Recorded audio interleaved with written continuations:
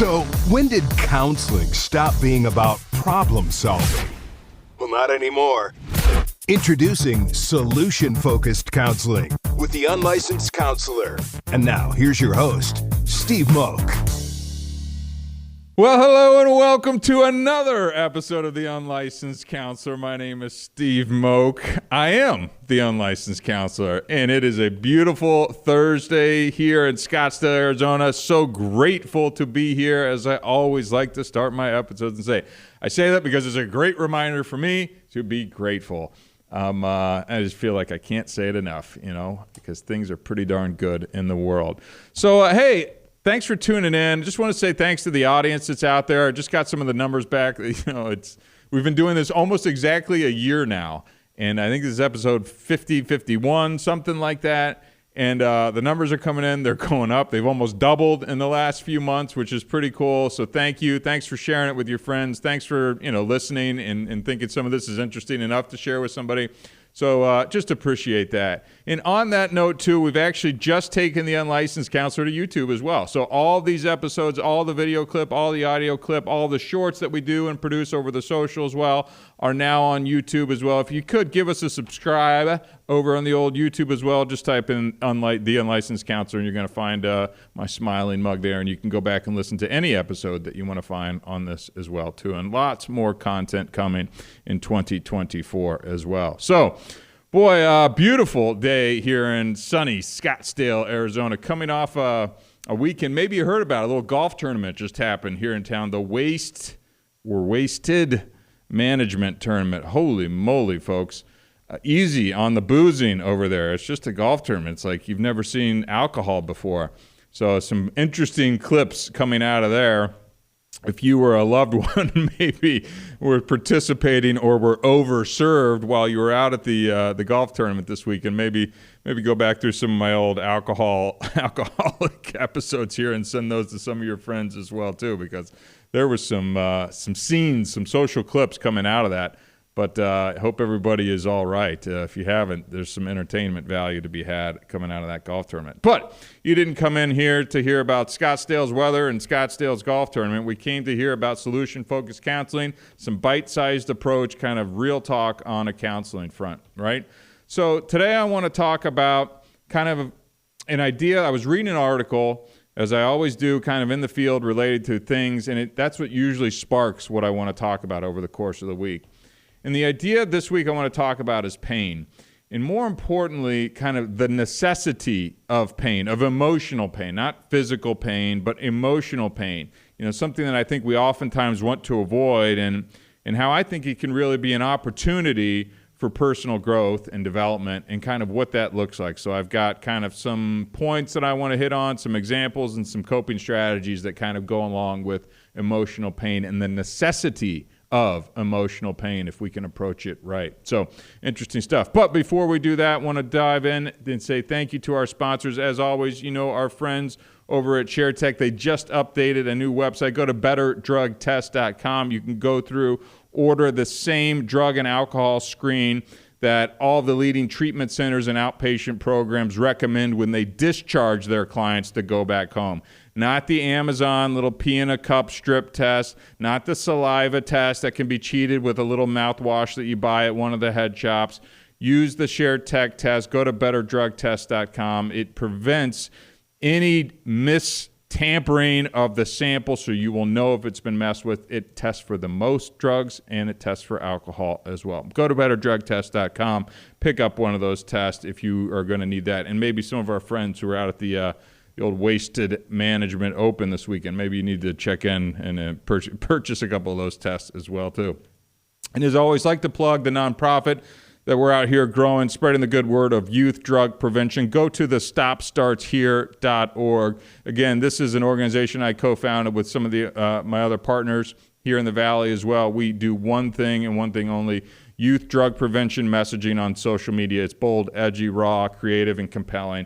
Keep following us. Go and give us a follow over there. We're not even asking for any money right now. If you want to donate, great, but we really are more interested in picking up followers so you can stay tuned and that your kids can actually see some of the messaging as well, too. We just believe that the old ways of a school assembly for an hour with somebody, who's in recovery like myself coming in and sharing their story. That's great, and I love organizations that do that, but I think we need to be more consistent and more reinforcing of youth drug prevention messaging, and we're going to do that on social media where kids live, right? Makes sense. So visit us at thestopstartshere.org. So interesting topic today. As I always like to do is kind of bring it back into my own world and things that have, come up with me over the last, 18 months. I got divorced. It was a very challenging time. I'm a single dad now, and what that would look like for my daughter and what it's looked like dating and what was just kind of the emotions going through that entire process as you're separating kind of a family. And it was really hard. But there's been so much growth for me. I'm just saying for me, because I addressed the pain, because I want to say even embraced or leaned into the pain and accepted that part of the hard stuff that I went through. Now, did I play a role in this happening? Yeah, absolutely. I'm not denying that. I'm not blaming. I'm not doing any of that. But it doesn't mean that the pain that I was feeling was any different. It was still difficult. It was hard, emotional. They're sad. You're angry. You're mad. There's just all these swirling things and these highs and lows. But 18 months removed from that now, and having sat with that while taking action to improve, look introspectively and kind of figure out what I did wrong, what I could do better, who I am as a person, the dad that I want to be, the values that I have, what's important to me, who I want to be in the future Steve now.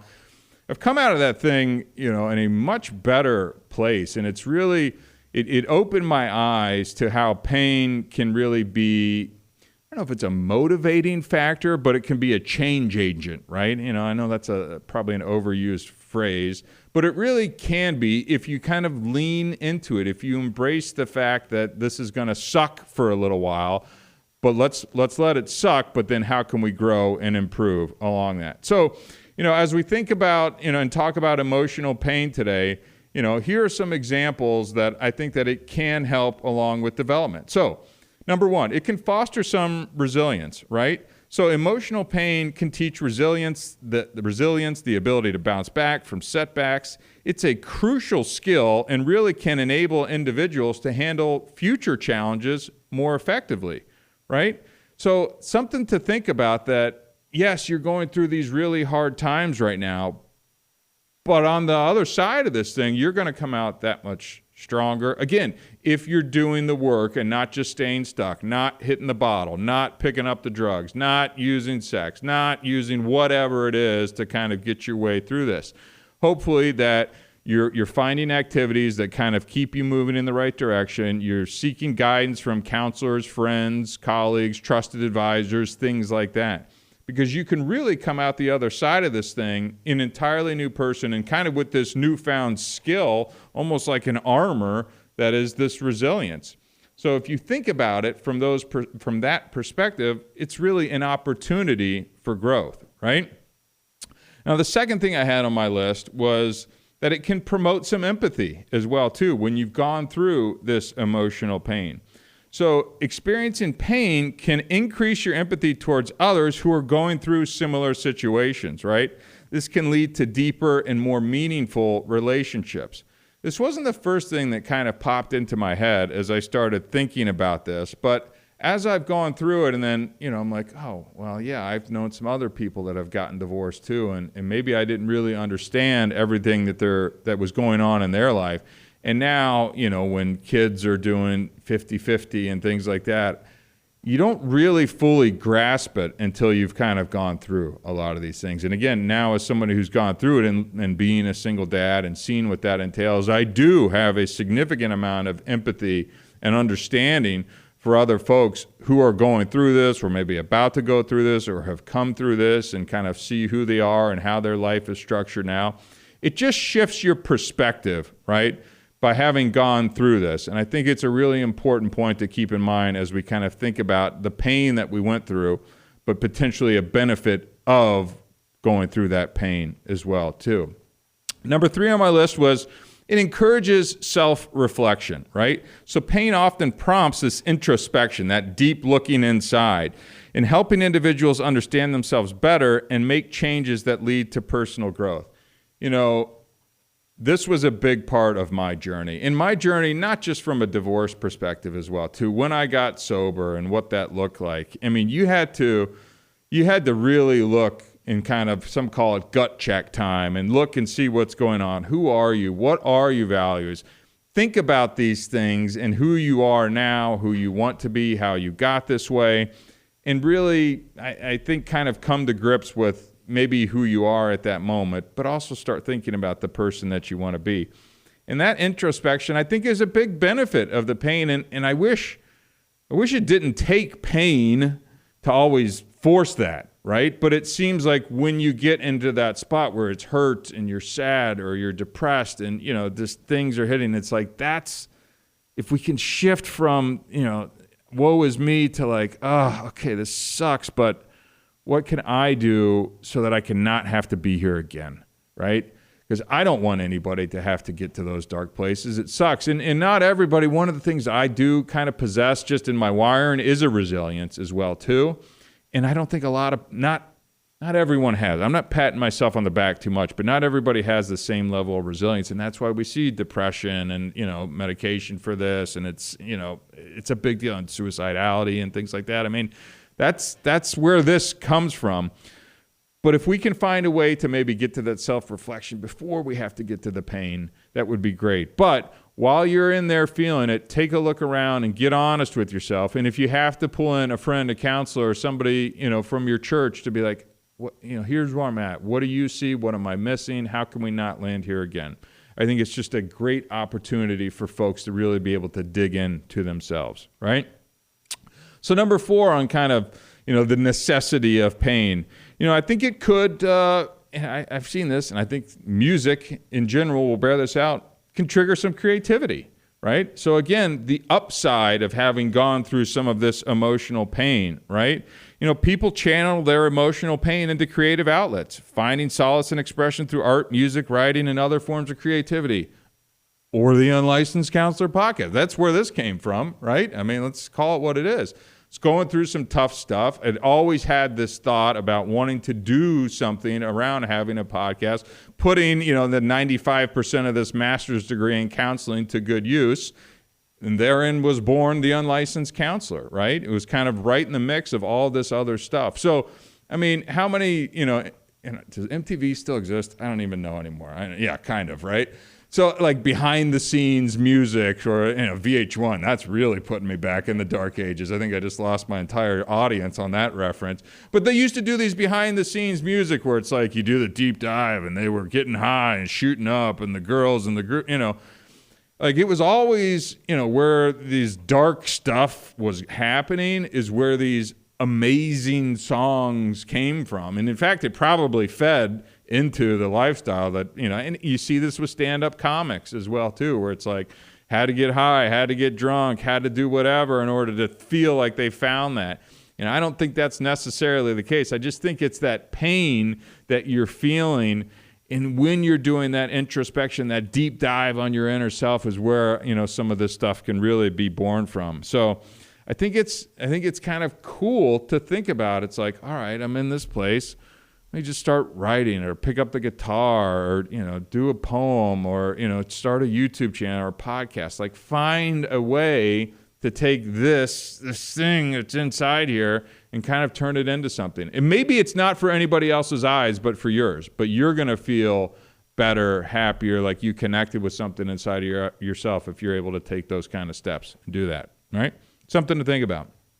So number 5, facilitating personal growth, right? So emotional pain could be a catalyst for personal growth, pushing individuals to develop new skills, explore new interests, and reassess life goals.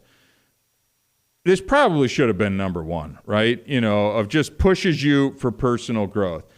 Again, if you're doing the right things, right?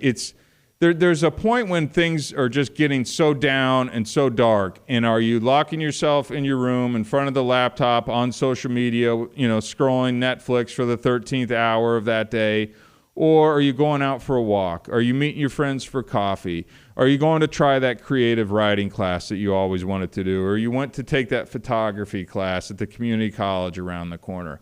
How you respond to this pain is really going to allow you or prevent you from facilitating this personal growth. But I do think it's a great idea to take a pen and a piece of paper and just write some stuff down. Where am I at now? Where would I like to be? What's important to me? What did I do wrong this last time around? What could I do better next time around? If I start, trending in this direction, is that a red flag? Think about yourself and be rigorously honest about who you are, how you got here, and hopefully you can never get yourself back to this same point. It sucks. It just sucks when the walls are there and things aren't going and, your mind's just kind of spinning out and you can't sleep. It affects your appetite. It affects your mood. It sucks. So when it sucks, what can we do to kind of turn it around and get things going? And that's what it is. If you take one thing away from this episode today, it's just how can we lean into this pain and turn it into something positive coming out the other side. So number 6, so it can improve your decision-making, believe it or not. So a painful experience can teach you a valuable lesson. And that is really important. Leading to better decision-making in the future because of this pain is a good thing, right? Is a good thing. I have a 4-year-old daughter, right? Now, I don't want her to have a bunch of emotional pain or even physical pain, but I do want to allow her to make a mistake, when we're doing things, because she's going to learn from it, right? Same thing applies here. Okay, you got married to the wrong guy, happens to the best of us, some of us more than once, all right? I'll be the first one to say it. What can you learn? Maybe your picker's not that good. Maybe you need to get with a counselor or somebody else, not just your girlfriends, and say, why am I attracting this type of it? Why is this type of person attractive to me, right? And almost understand that whatever you're sensing right there right away should be almost an immediate red flag, because you got to go, oh, my picker's not very good. Like there's something in my wiring from how I was raised or what I see, what I've been exposed to, whatever it is, and understand that that's not good. And we got to be able to take a pause there, right? But if you can look back on that and go, all right, the bad boy thing, he got the motorcycle or whatever the thing is, the girls are attracted to. I know that's kind of stereotypical. Let's stop that and let's reevaluate now. Let's think it through. And now next time around, I'm going to have maybe a little better filter to kind of screen some of the folks that I know that I'm interested in as well too. And I'm just using dating as a simple example. That can go across anything, right? That it can improve your decision making because you've gone through hard things, right? You've gone through those hard things. Now you've learned something. You've gained some experience. You've gained some knowledge. You've found something that doesn't work. Now let's apply that to the future in hopes of preventing landing back into that painful emotional place, right? Make sense? Pretty straightforward. A little easier to put into play, but it's worth considering as you're out there in the world. Number 7, and last on my list, enhances appreciation for joy, right? Think about it.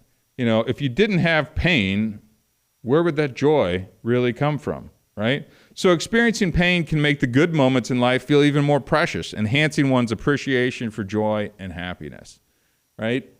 If you just step back and think about that, I'm a very happy person today. Is my life perfect? No, not even close. But, looking back to where things were dark and it hurt and understanding that, man, that was, and it's funny, and thanks Amazon or Google Photos or iPhotos or whatever the hell it is, that pops up and shows me, I get, because it was, a year to 18 months or so ago when kind of all this stuff was happening. You get those little pop-ups of the photos that come in. And, I look at those photos and it's me or my daughter or the new house that we were remodeling and things like that. And it's like, I'm smiling there, right? I'm smiling there. But Steve in 2024 is looking at it going, oh my God, like I know what was going on in that mind right there, right? I remember taking that exact photo with my daughter and that and just like where I was at, and my mind was spinning, and it was just sad and angry and upset and frustrated all at the same time. But yet you get this little snapshot that pops up of like the memories from the February 15th, 2022 or whatever it is. And you're like, holy cow, it just makes you pause. But what it also makes me do is appreciate where I'm at now, that I got through it, that I did the work, that I wasn't afraid to, deep dive into myself and go, dude, what you want to keep getting divorced, right? You want to be a good dad, right? What are you going to do? What are you going to look like in the future? You need to feel this because you did this. No one else did this to you, but you also need to understand how you got here so that we can prevent it from happening again in the future. But for me, the joy that I found because I tried new things, because I started a podcast, because I found hot yoga, because I've got into, weightlifting, because I've got new friends and new interests and, started dating again and doing things like that. It's like I let myself experience all of this while always pushing myself forward. And I think that's one of the keys here as well, was like that continuous improvement. And sometimes a step or two backwards, not all positive, not just a constant trajectory up, right? There's some backsliding and, ups and downs and things like that. But to now I could look back and know that the pictures that I'm taking with my daughter today or yesterday was Valentine's Day, that smile is genuine because I went through it and I'm like, damn, like this is good. Things are good. So I don't know. It just had me thinking, right? The benefits, if you can think of those emotional pain, those dark places as an opportunity for growth. I think if you can get your mind there, if you're hearing this right now, you lost your job, you're going through divorce, the wife's cheating on you, you got a drinking problem, your money, you're broke, you're bankrupt, whatever it is, right? I know it's going to suck, and it's going to suck for a little while, but understand if you do the work now, that you can come out the other side of this that much better, stronger, wiser, more experienced, more resilient, and all those things. Now, let me just wrap this episode with a couple kind of coping things along the lines of this emotional pain as well. And number one, I just got to put it out there is, obviously seek some professional help. So talking to a therapist or a counselor can provide some strategies on coping and healing. And I do think it's important. And I do that as well, too. I go once a month, right? I'm not going every single week, but I still go once a month and I talk and I get it out there. He pushes back on me. I get upset and angry because it's not always the things I want him to say back to me. But that's counseling, right?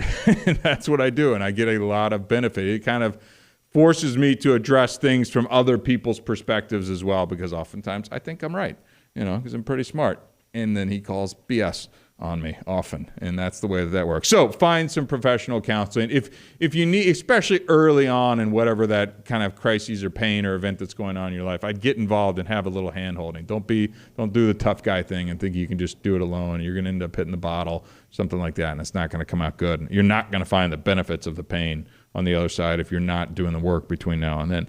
Stay connected, right? Lean on your support network, friends, family, clergy, whatever it is, lean on those people. Know who your good people are, not the people who want to just take you out drinking every night and be like, let's go chase some girl or whatever. Like, find your good people that are going to be there as you get through this as well too, right?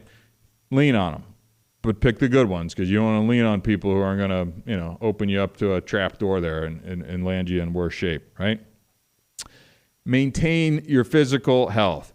Exercise, eat well, get enough sleep.